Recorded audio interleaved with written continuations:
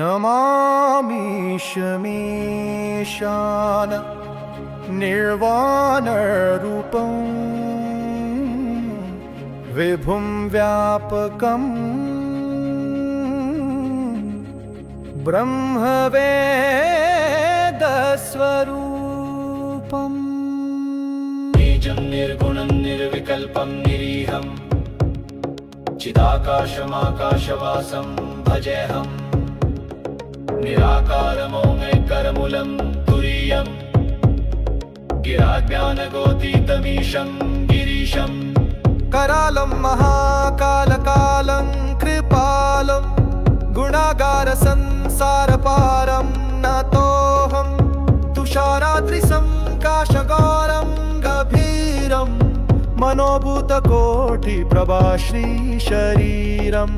स्फुरन्मौलिकल्लोलिनी चारुगङ्गा लसद्भालबालेन्दुकण्ठे भुजङ्गा चलत्कुण्डलं भ्रूसुनेत्रं विशालं प्रसन्नाननं नीलकण्ठं दयालं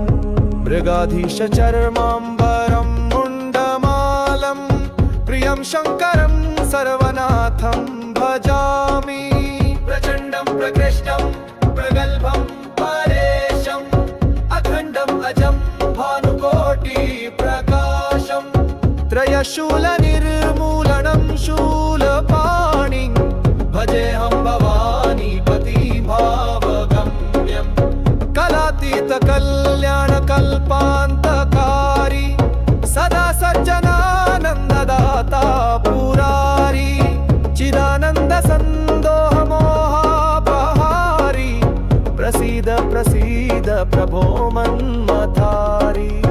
न यावत् उमानाथ पादारविन्दं भजन्ति ह लोके परे वानराणां न तावत् सुखं शान्ति सन्तापनाशं प्रसीद प्रभो सर्वभूताधिवासं न जानामि योगं जपं नैव पूजां नतोऽहं सदा सर्वदा शम्भुतुभ्यं जराजन्म दुःखौघतातप्यमानं प्रभो पाहि आपन्नमामीश शम्भो।